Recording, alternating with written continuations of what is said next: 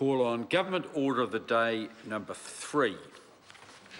Sale and supply of alcohol, display of low alcohol beverages and other remedial matters amendment bill, interrupted debate on first reading. I think the member's time's expired.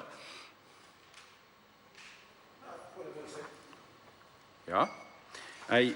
A point of order, Chris Farfoy. My understanding of the situation is that this is the split call that the Greens and sometimes Labor can take, and that Mr Henare took the first 5 minutes and therefore was entitled to the next 5 minutes as well.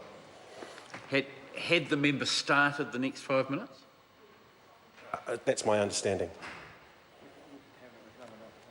It's the notes that I've been. I'm slightly embarrassed because I think I was in the chair at the time, but the notes. Well, my understanding of the situation, if he hasn't started the next 5 minutes, he'll still have about 15 seconds to go and can start the next 5 minutes. Well, I think what he'll find is that the Green Party might want to use the other 5 minutes. If it's My understanding is that Kevin Haig took slot 9A, so the second traditional Labor slot should still be available. Kevin Haig took the first of the Green slots, which was the 6th call on the bill. Normally the Greens take and are allocated the first of the 5 minute slots. No one took it, so Mr Henare took it, and I think he would be entitled to go on if he'd started the second half. But actually, we've got the way the rules are. It is a 5 minute call, and I have both my timesheet, which says that the member started at 9:55, unless it was 9:55 and a half, which I didn't record, then I think we are going to go on to a green call, unless someone can convince me otherwise. A point of order, David Parker. I seek leave for the second 5 minute call to be taken by Mr Henare. Is there any objection to that? It appears not to be. Pena Henare. Speaker. Tēnā koe, Mr Speaker. As I was saying on that cold Wednesday night back in August last year, to refresh the memory of the House, Mr Speaker, I take this opportunity to remind the House that Labor does indeed support this bill. However, we do support this bill with a tinge of sadness. And that sadness, Mr Speaker, is that in 2010 the Law Commission produced a report around the alcohol sale and supply.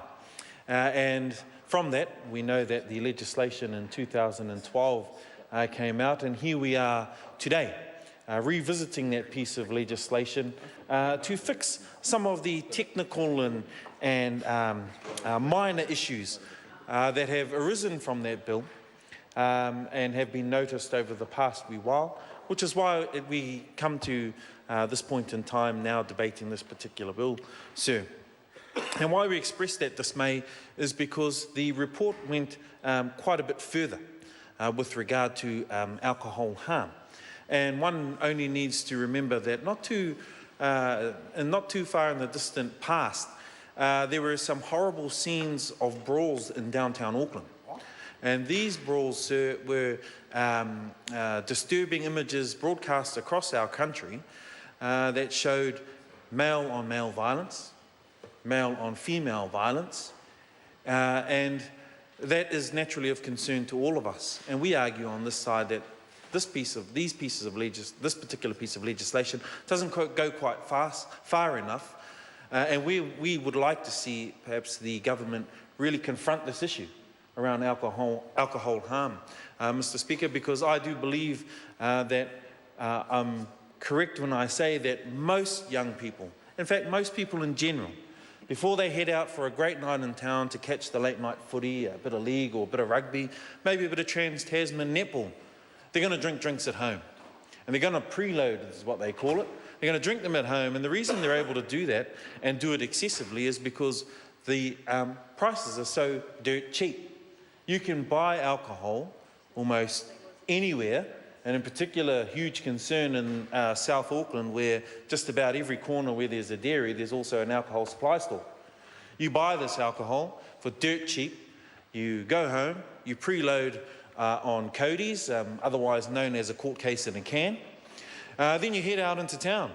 And if you ask most people what was the score at the end of the rugby game, they won't even know. And those scenes were broadcast across the country recently and should be of huge concern to us.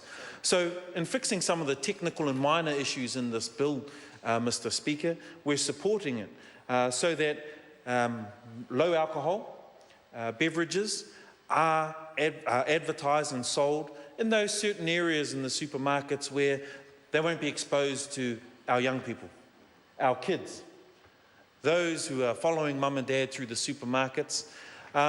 And what was mentioned in the debate back on that night in August, Mr. Speaker, was it is also fantastic to see a huge growth in low alcohol beverages available to the public, so that those who do preload also have other options where they can perhaps take a more reasonable approach to their drinking. Have one or two low alcohol beverages, and of course that will be readily available to them in the certain area of the supermarket. In conclusion, Mr. Speaker, we support this bill. Once again, we are slightly dismayed that more of the recommendations from the report aren't considered. However, this is a sensible step to take, this particular bill around the sale of low alcohol beverages, and we support this bill, Mr. Speaker. Joanne